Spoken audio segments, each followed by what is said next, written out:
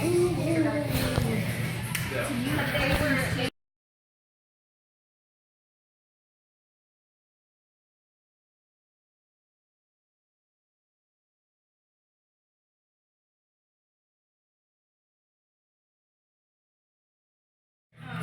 how do you do, y'all? I am at Pat Connolly's Tavern in the Dogtown area of St. Louis. I'm trying a local libation that they have here on their menu called Smoke Over Brooklyn.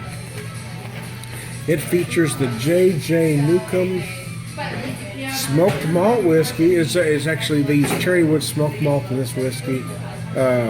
Dry vermouth, maraschino liqueur, says bitters, dash of cherry juice served up. So I thought I had to give it a shot. I was curious.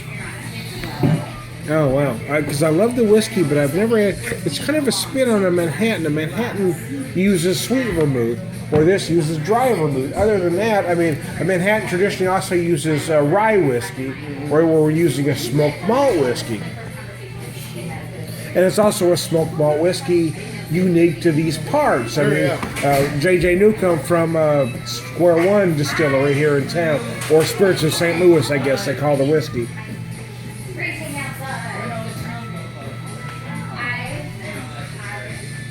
Smoke is very apparent on the nose. You do get some of the sweetness, but you do feel the smoke on the nose. He told me that they use 1.5 ounces of the whiskey in the drink, 3/4 ounce of the vermouth. Wow, it's the drink is beyond smooth. I mean, see, here's the problem. It's $8 a drink, which isn't crazy expensive for even for a Manhattan. It is rather reasonable. Most places will get 10 for a Manhattan, but it's something that you really could drink all that long. I mean, it's very easy to drink. Oh wow.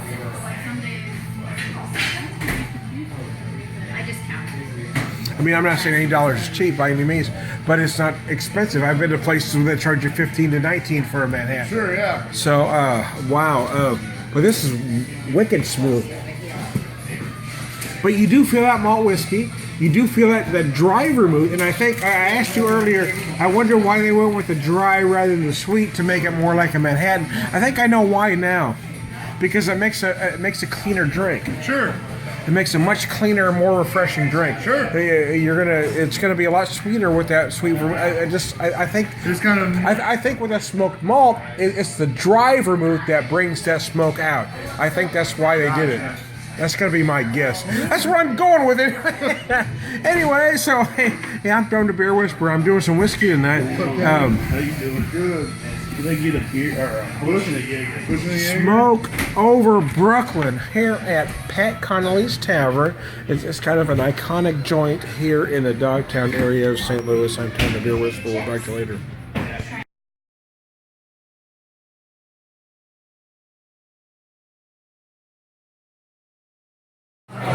We're recording now.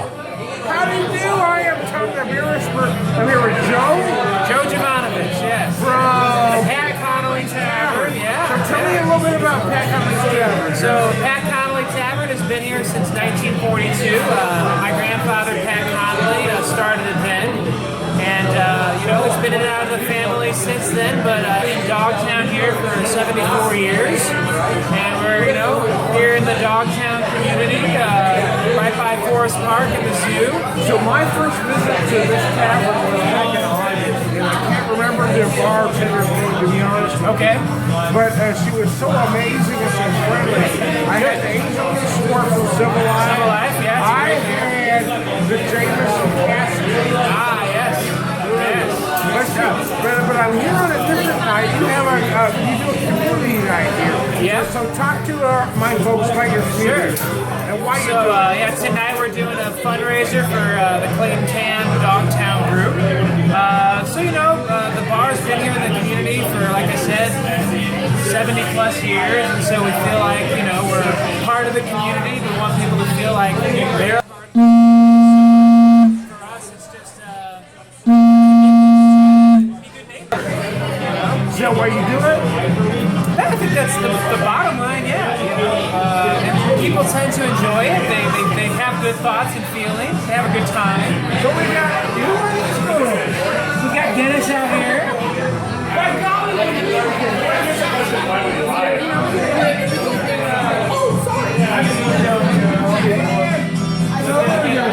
So you want to do what's best for the community? I try my best. So hey, I'm Tom the Beer Whisperer, and I'm here with Joe and a whole lot of pretty girls. Don't tell my wife, by the way. Well, thank you, Tom. Thanks for coming out. Hey, thanks a lot. Yeah, appreciate it. All right, thanks a lot.